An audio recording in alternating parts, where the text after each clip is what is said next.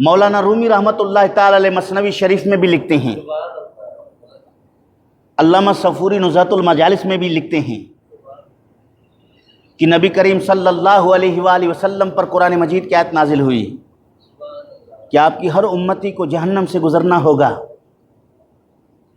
یہ سن کر آپ صلی اللہ علیہ وسلم زار و قطار رونے لگے۔ مولانا رومی کا انداز کچھ اور ہے، نزہۃ المجالس کی روایت کچھ اور ہے، مفہوم یکساں ہے۔ وہ یہ فرماتے ہیں کہ مولانا رومی رحمۃ اللہ علیہ فرماتے ہیں کہ نبی کریم صلی اللہ علیہ وسلم اپنے حجرہ اقدس سے تشریف لے جا کر کسی غار میں رب ذوالجلال کی بارگاہ میں گڑ گڑانے لگے، سر بسجود ہو کر امت کی بخشش اور امت کو جہنم سے نجات دلانے کے معاملے میں مصروف عمل رہے۔ حضرت سیدہ فاطمہ رضی اللہ تعالی عنہا نے اللہ کے محبوب کو موجود نہ پایا، ابو بکر صدیق نے حضور کو اپنے ہاں موجود نہ پایا، یہ تمام صحابہ کرام رضوان اللہ علیہ مجمعین آپ کی تلاش میں باہر نکلے کہ اللہ کے محبوب کو کافی دیر ہو چکا ہے، اب تک واپسی نہیں ہوئی۔ جا کر ایک چرواہے سے پوچھتے ہیں، اللہ کے پیارے محبوب محمد کریم کا نام نامی اس میں گرامی لے کر پوچھتے ہیں، آپ صلی اللہ علیہ وسلم کا حلیہ بتا کر پوچھتے ہیں، گفت چوپاں مر مرا معلوم نیست، من نمی دانم محمد نام کیست۔ چرواہے نے کہا میں نہیں جانتا، مجھے نہیں پتا کہ محمد صلی اللہ علیہ وسلم کون ہے اور کس کا نام ہے۔ قدر دانم کے اندر تیرغار، زارمی نالد کسے لیلو نہار۔ ہاں اتنا جانتا ہوں کہ اس غار پہاڑ کے اندر جو غار ہے، اس غار کے اندر کوئی انسان ہے جس کے زار و قطار رونے کی آواز کبھی کبھی باہر سنائی دیتی ہے، یہ مجھے پتا ہے۔ یہاں غار کے اندر کوئی ہے جو رو رہا ہے، یہ میں جانتا ہوں، لیکن مجھے یہ نہیں پتا کہ محمد کون ہے اور کس کا نام ہے۔ صحابہ اس غار کی طرف دوڑتے ہیں۔ مولانا روم فرماتے ہیں کہ حضرت ابو بکر صدیق غار کے اندر داخل ہوئے، نبی پاک صلی اللہ علیہ وسلم کے دست بوسی اور قدم بوسی کے بعد عرض گزار ہوئے، یا رسول اللہ امت پریشان ہے، صحابہ پریشان ہیں، آپ باہر تشریف لائیں۔ نبی پاک ابو بکر صدیق کی طرف توجہ نہیں کرتے، علی المرتضیٰ کی طرف توجہ نہیں فرماتے، عثمان غنی کے درخواست پر توجہ نہیں فرماتے، جلیل القدر صحابہ کرام غار پر جمع ہیں، ان کی طرف توجہ نہیں فرماتے۔ صحابہ باہر نکل کر مشورہ کرتے ہیں، اب اس غار سے باہر لے جانے کے لیے ہمارے پاس صرف ایک راستہ ہے، اگر اس کو استعمال کیا جائے تو اللہ کے محبوب غار سے تشریف لے جا کر مدینہ شریف تشریف لائیں گے، اپنی مسند پر تشریف لائیں گے۔ اگر ہم نے وہ راستہ اختیار نہیں کیا تو تشریف نہیں لائیں گے۔ تو نبی کریم صلی اللہ علیہ وسلم کے صحابہ نے کہا کہ جا کر حضور کی بیٹی کو اطلاع کر دیا جائے، سیدہ فاطمہ رضی اللہ تعالی عنہ کو بلا لیا جائے، اور سیدہ خاتون جنت یہاں تشریف لے جا کر جو کہیں گی اللہ کے محبوب مان لیں گے۔ حضرت سلمان فارسی کو بھیجا، حضرت سلمان فارسی رضی اللہ تعالیٰ عنہ گئے، چونکہ حضور نے فرمایا سلمان من اہل بیتی، سلمان میرے اہل بیت میں سے، حضور کا غلام خادم خاص ہے، بھیجے گئے۔ انہوں نے جا کر حضرت فاطمہ الزہرا کے حجرہ اقدس میں یہ پیغام سنایا۔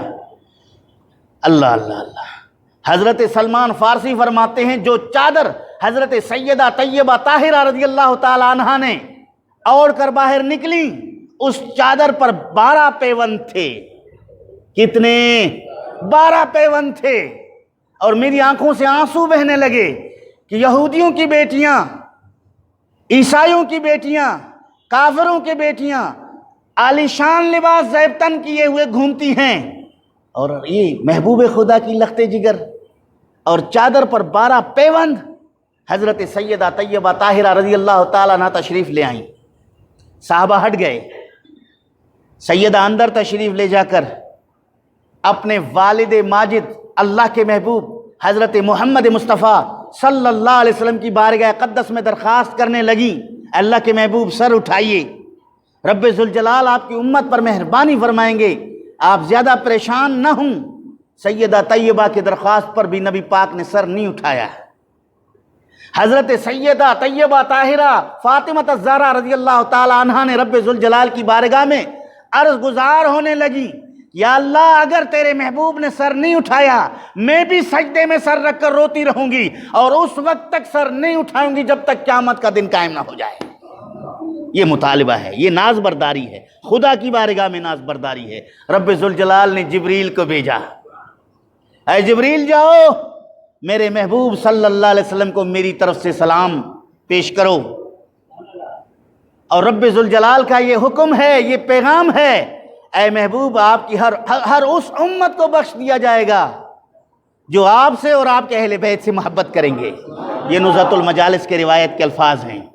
مولانا رومی رحمۃ اللہ تعالی علیہ فرماتے ہیں کہ حضرت سیدہ طیبہ طاہرہ نے اب سجدہ کرنے کے ارادے میں تھی، رب ذوالجلال نے فرمایا کہ نبی پاک کے لخت جگر کو سجدے میں جانے سے پہلے محبوب کے سر اقدس کو اٹھایا جائے۔ جبریل حاضر خدمت ہوئی۔ تو عزیزان گرامی، وہ شان ہے جو امت کے لیے علامہ صفوری نے ایک اور روایت پیش کی کہ سیدہ طیبہ طاہرہ نے غار کے منہ پر یہ جملے بھی آپ نے ارشاد فرمائی دعائیہ کلمات میں، الہ العالمین ابو بکر صدیق سے مخاطب ہو کر سیدہ طیبہ نے کہا، کیا آپ میرے ابا جان کی امت پر، ابا جان کے امت کے بوڑھے لوگوں پر اپنے آپ کو فدا نہیں کریں گے؟ ابو بکر صدیق نے عرض کیا، کیوں نہیں، میں نبی پاک کی ہر بوڑھے امت پر اپنی جان کو قربان کرنے کے لیے، فدا کرنے کے لیے تیار ہوں۔ آپ نے پھر حضرت علی کرم اللہ وجہ الکریم سے مخاطب ہو کے فرمایا، علی کیا تو میرے محبوب محمد کریم کی امت پر، امت کے جوانوں پر اپنے آپ کو فدا نہیں کریں گے؟ حضرت علی نے کہا کہ نبی پاک کی امت پر، امت کے جوانوں پر میں فدا ہوں۔ پھر سیدہ طیبہ نے حضرات حسنین کریمین سے کہا، کیا تم میرے ابا جان کے رب ذوالجلال کے محبوب کی امت پر، ان کے بچوں پر اپنے آپ کو قربان نہیں کریں گے؟ ان شہزادگان نے بھی تسلیم کر لیا۔ پھر سیدہ نے کہا کہ امت کی تمام خواتین پر میں اپنے آپ کو فدا کرتی ہوں، رب ذوالجلال ان تمام طبقات کو بخش فرما دے۔ رب ذوالجلال نے بخشش کا مجدہ سنایا۔ یہ شان ہے سیدہ طیبہ طاہرہ فاطمہ رضی اللہ تعالیٰ عنہ کا۔